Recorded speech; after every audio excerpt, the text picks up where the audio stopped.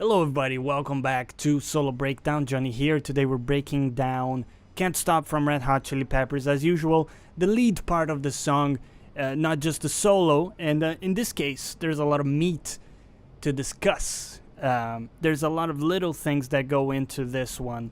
And as someone who watched John Frusciante very closely, not only growing up, but also as I grew as a musician, as a guitar player, picked up a lot of his technique, so we can go into detail here onto how he approaches certain elements of the song. So let's jump into it.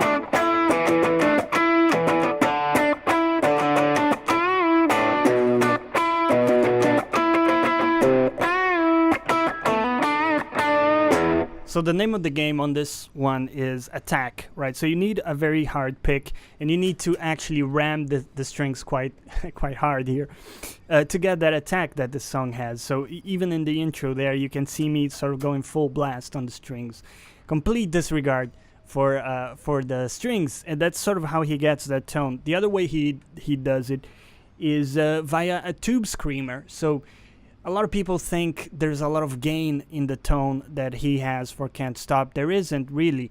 What there is like I said, a tube screamer and the natural gain of the amp, but it's really just a crunch sound. So you can hear here what I have.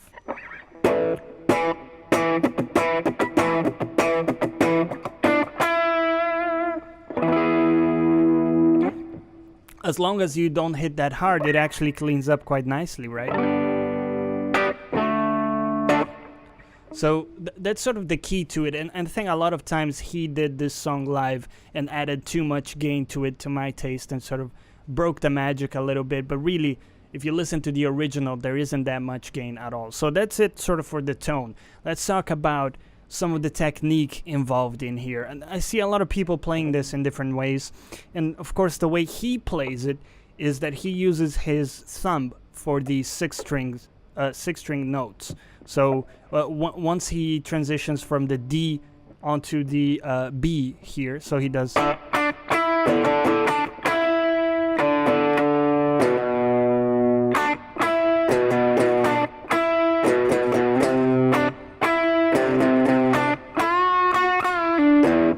So another thing that we've mentioned in other videos is how important it is for sort of any John Frusciante song, really, to just rake all of the strings. Don't just pick the single string, right? One of the things that I see people doing is just picking the single note in the song. So something like...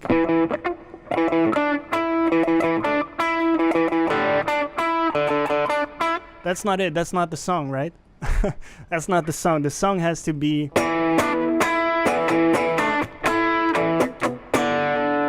Right? You need that fucking impact that only raking the entire string set gives you.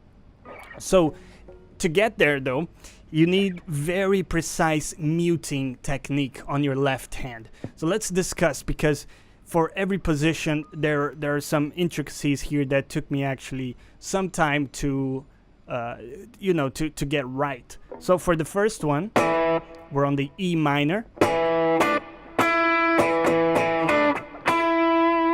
This is way trickier than it looks, right? So the second note that comes in,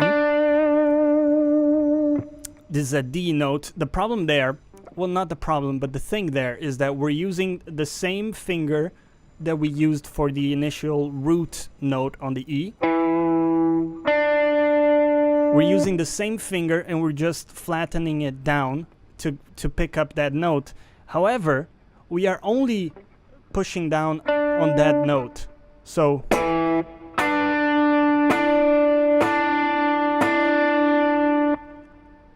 mean, take a look, right? So I have my first finger completely laid down on the fretboard, but I'm only actually pushing into the third string 7th fret. That allows me to rake through and only have that string sound. Now, it will take some practice. So the way I recommend it is place your finger on the root note on the E on the 5th string, and then gently flatten down your finger until this bone, the first sort of knuckle bone in your finger, is positioned on the 3rd string. Now, when you find that sweet spot, that's where you want to push down.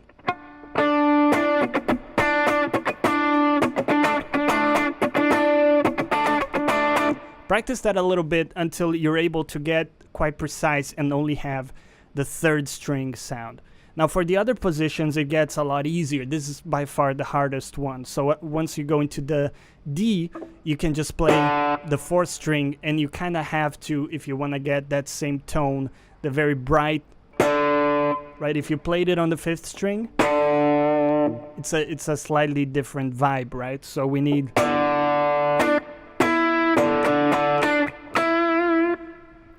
And then moving on to the next one, again with the thumb, we would be hitting the 7th fret, 6th string.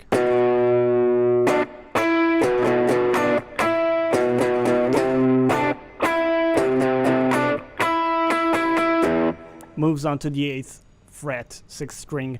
And that's pretty much it. Remember, throughout that entire thing, you have to mute. Be very deliberate about how you're muting. Practice that shit. Get it down, because it will be useful in a lot of other songs as well. The other thing that's important here is that you have to mute. So mute the sound in between hits. So notice how I mute it for a little bit before I go from the 3rd string 7th fret onto the 3rd string 9th fret. There's a little silence, right? So that's sort of important to the identity of to keep it clean and spanky and spot on. If you don't do that, it sounds a little bit more all over the place. So I just recommend you take those elements, practice on your own time until those come together and you're able to execute. We spent a lot of time on that prior section, but that's the meat of the song, right? If you get that, you got it. You got it. The world is your oyster. And a lot of songs will benefit from that technique as well. So the next section is very simple. We're going into a G progression here. Very simple chords, and really the bass is doing a lot of the work, so all you're doing is giving it a little bit of a percussive bass. So we're doing something like...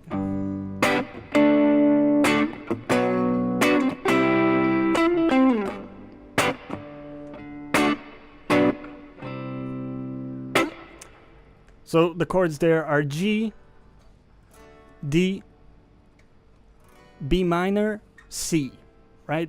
That whole time. That's the chorus, right? So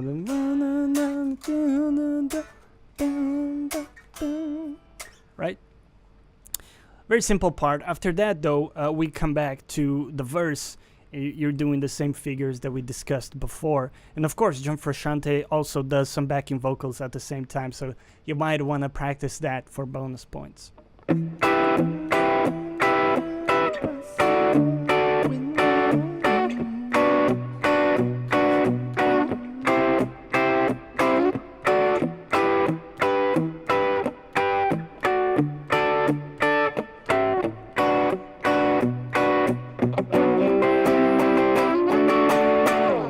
So that little break there is the same chords that we had initially. E minor, D, B minor, E. Just played differently with that vibe. And the original record has some crazy effects on top of it, but really that's all we're doing. So then let's wrap it up with taking a look at the solo. A very simple melody in the original record. Something a little bit like this.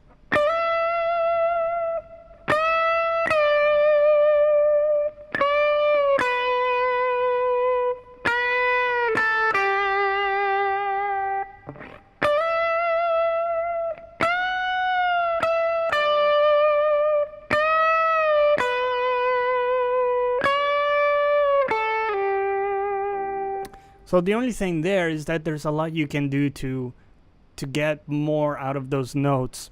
So first off is use bends, as I usually say, for the long sustained ones. Throw in a little vibrato, right? So don't just play it, the note, and leave it there. Jiggle that bitch a little bit, right? And then the other thing that I like to do is, instead of doing a full bend, where normally people would do a full bend to reach, for example,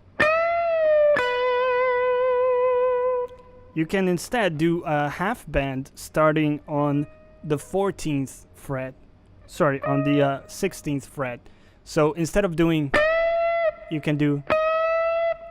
What that does is it creates a little bit of tension, because you're starting in a note that's not in the scale, right? So the scale would be, but you're doing. Now, the reason you can get away with that is because you're bending into a note that's in the scale in a brief enough amount of time.